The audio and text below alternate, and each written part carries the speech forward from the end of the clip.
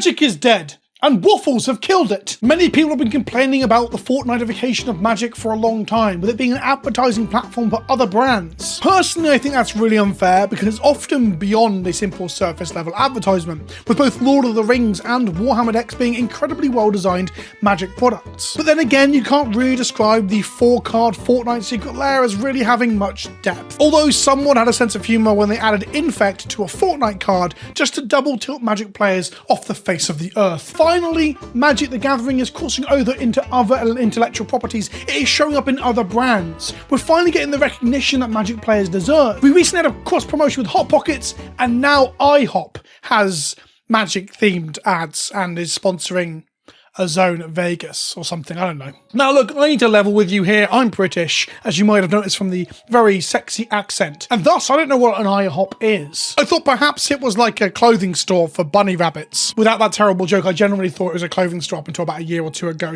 Even with my travels to America, I'd never seen one until recently. It kind of sounds like if Apple had made a toy bouncy thing, and then it came pre-installed with some fucking U2 album that you hate. But it turns out it's just a more expensive Waffle House with a much less, does what it says on the tin name. What does IHOP even stand for? International House of Pancakes?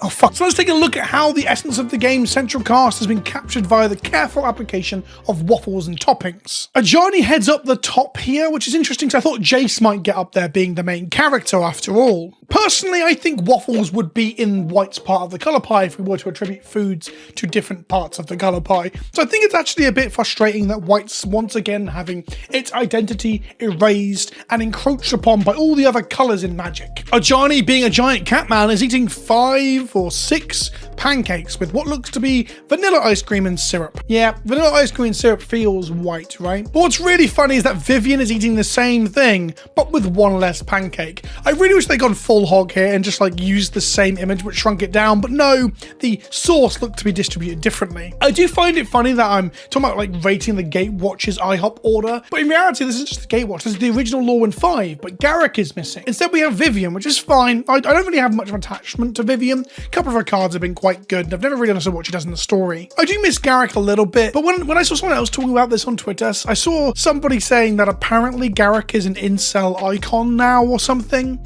I swear to fucking God, people are making this shit up as they go. So Vivian, the green planeswalker, has nothing green on top, and I guess I was struggling to think of a green pancake topping if I'm honest. Jace is over here with a bit of cream and blueberries, although the blueberries look a bit red. At first I thought they were cherries until I realised of course they're blueberries. Or are they blueberry pancakes with cherries on top?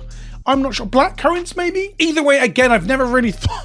I guess blueberries are blue, so if it's blue, it can be blue, right?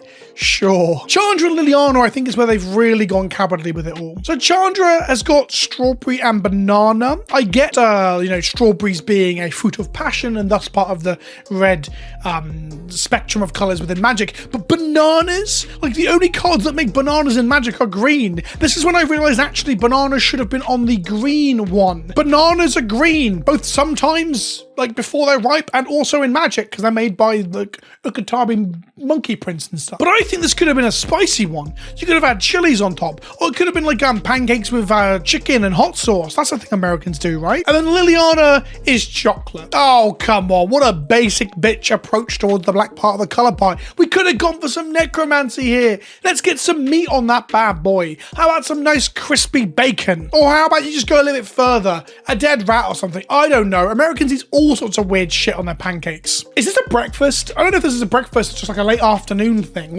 When do you have pancakes? Because in Britain, we wouldn't have them until you've ate your savoury. You can't have any pudding unless you've ate your meat. I said you can't have any pudding unless you've ate your meat. In future, when we talk about the Fortnite-ification of Magic, I want to propose that that's not really accurate. I know you're saying that we're becoming like Fortnite and having other properties in it, but we've only ever had 4 or 5 Fortnite cards. Meanwhile, the latest set, Wilds of Eldraine, is filled with food, and now we've had a cross-promotion with Hot Pockets and IHOP. Did you also know there's a cross-promotion with Cheez-Its?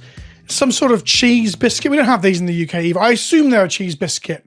But you guys call food all sorts of weird shit over in the States, so Cheez-Its could be a small ham sandwich for all I know. According to the Reddit thread, the Cheez-It boxes with Magic stuff on them, by the way, is more expensive than the normal packs, which is I'm not going to get into that now. That's very funny though. But Wilds of Eldraine having food, Cheez-Its, Hot Pockets, IHOP. I'm starting to think that Magic is more concerned with food than it is its own gameplay. I think its identity is being damaged by all of its food-related and sweet-related crossovers and promotion. Does it care about its core audience? People like myself who have a terrible diet and are probably pre-diabetic. I remember when Magic used to be about dragons and knights and giants and shit, not about pancakes. The game's dying, am I right? Ultimately, all this stuff is actually harmless and I don't really give a shit, and it's nice to see Magic showing up in some mainstream stuff, I guess. But in reality, I would love to see alongside this more crossovers with things that aren't shit snack related. The reason I say that is because recently we had a crossover with Smite that I did a promotion for on this channel, and then we had skins in Minecraft a little while back as well.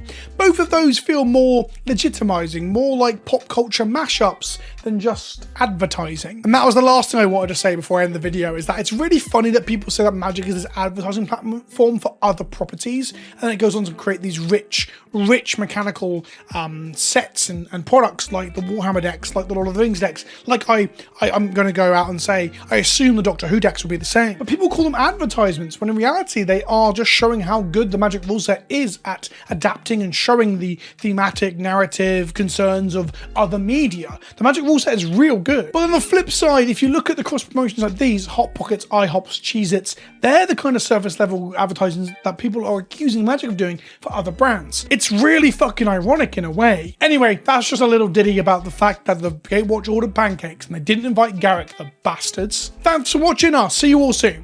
Ta-ta for now.